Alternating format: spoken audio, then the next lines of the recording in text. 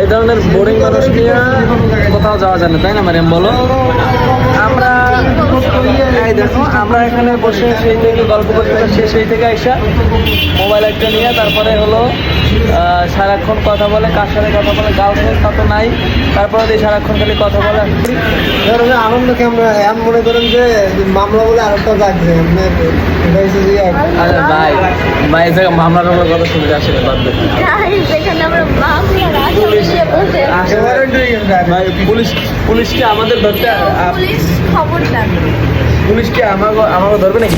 তো অনেক অপেক্ষার পরে আমাদের ফুচকা চলে আসছে, অনেক সময় ধরে ওয়েট করতেছে প্রায়। ফুচকার লুকটা জাস্ট দেখো, দেখেই বুঝতে পারবা যে এখানকার ফুচকাটা কত বেশি ইয়াম্মি। এটা এতিমের মতো বসে রয়েছে, ওর ফুচকা আসে না, আমাদের দুইটা আসছে শুধু। তোমার অনুভূতি কি বলো তো একটু? একবারে যদি না ও আচ্ছা, তোমারটা হয়তো স্পেশাল ভাবে বানাচ্ছে, রাইট? টোটালি যদি না দেয় তাহলে আমরা এক পিস দেবো অনেক। হ্যাঁ হ্যাঁ, আমরা এক পিস দেব, আমরা এক পিস দেবো অনেক। খাইয়া রিভিউ দেন তাহলে, খাইয়া।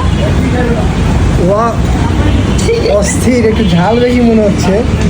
এটা মানে ঝালটা না? গাইস, আমার মুখে তো পুরাই পানি চলে আসছে। তোমরা এই ফুচকাটা অবশ্যই ট্রাই করবা। কোথায় লোকেশন জানতে চাইলে অবশ্যই কমেন্ট করে জানাবা। অবশেষে এই আরেকটা ফুচকা চলে আসলো। আমি যাইয়ে নিয়ে আসছি। ওই লোকটা বাইরে মনে আসলে- হচ্ছে দেখো টক বেশি দিছে। হ্যাঁ হ্যাঁ, ওই লোকটা আর তো কি তুমি এটা দয়া চেঞ্জ করে তোমার দেশি ইমরান। এটা চেঞ্জ আমি যাই ওই নিয়ে লোকটা তোমার দয়া করে এত বেশি মজা যেটা তোমরা কল্পনা করতে পারতেছো না। এইখানে ফুচকা আজকে অনেকদিন পর খাইছি। এসব মানুষজনে খেতে আসতে হয়। Just wow. গাইস, বিরিয়ানিটা খাচ্ছি, মজা পাচ্ছি।